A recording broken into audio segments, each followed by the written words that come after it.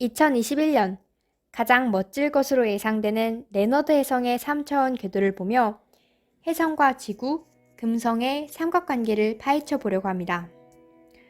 먼저 등장인물을 소개합니다. 용맹한 해성 레너드. 평소에는 흙먼지와 돌가루를 잔뜩 품은 볼품없는 얼음덩어리지만 태양에 가까이 갈수록 증기와 흙먼지를 내뿜으며 멋진 꼬리를 만들어냅니다. 태양. 강력한 중력으로 태양의 모든 천체의 움직임을 조절하고 끊임없이 열정적으로 에너지를 뿜어냅니다. 태양계에서 일어나는 모든 일을 주관하는 부모와 같은 존재입니다. 금성. 태양 주위를 돌고 있는 두 번째 행성으로 태양 에너지를 듬뿍 받아 매우 밝게 빛나며 샛별 또는 비너스라고 불립니다. 지구.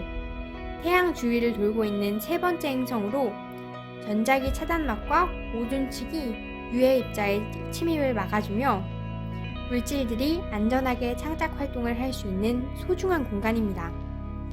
항상 해성을 그리워하지만 먼 옛날 해성과의 격렬한 포옹으로 상처를 입었던 아픈 기억도 함께 가지고 있습니다.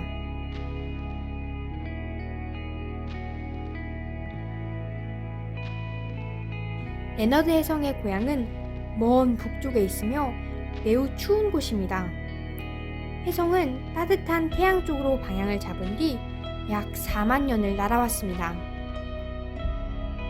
해성은 2017년부터 토성의 궤도에 침입했지만 토성이나 목성에는 눈길도 주지 않고 지구를 향해 달려갑니다. 해성은 지구 가까이에 다가가며 꼬리를 점점 늘리고 몸치장을 합니다. 지구는 2021년 1월 3일 해성이 날아오는 것을 처음으로 확인하고 해성맞이를 준비합니다. 과거와 달리 최근 지구는 해성을 매우 환영합니다. 예를 들어 만약 2020년 니오와이즈 해성이 조선시대에 나타났다면 해성 때문에 역병 코로나가 발생했다고 난리도 아니었을 것입니다.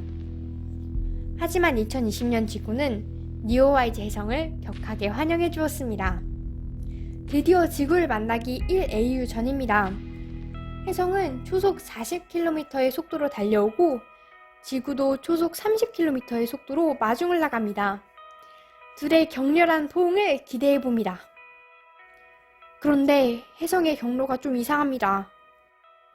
이런 12월 12일 해성은 지구에 눈길도 주지 않고 지나쳐버립니다.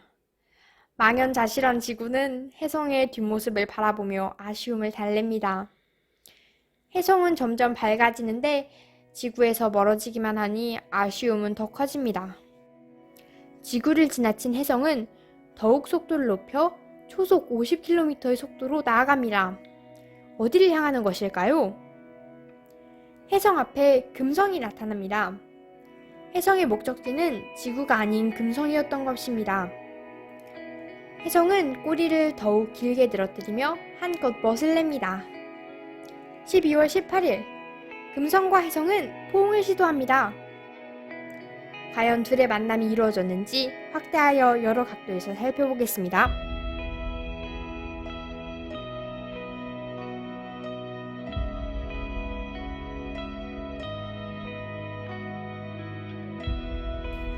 아쉽게도 둘 사이에는 포옹도 입맞춤도 없었습니다.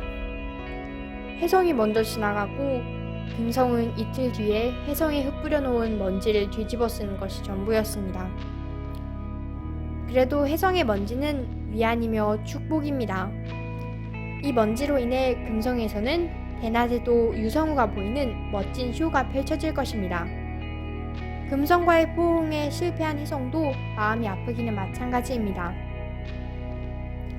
무엇이 잘못된 것일까요? 모든 것은 태양의 뜻이었습니다. 태양은 강력한 중력을 이용하여 해성의 궤도를 조절했고 해성을 태양 쪽으로 강하게 끌어당겼습니다. 상황을 파악한 해성은 태양으로부터 벗어나려고 안간힘을 씁니다. 그러나 태양의 중력 때문에 속도는 더 빨라지고 몸이 깨질 듯한 고통이 느껴집니다. 뜨거운 태양풍에 온몸이 타들어가고 살갗이 떨어져 나갑니다. 해성은 이대로 생을 마감하게 될지도 모릅니다. 지나온 궤적이 아득히 떠오릅니다.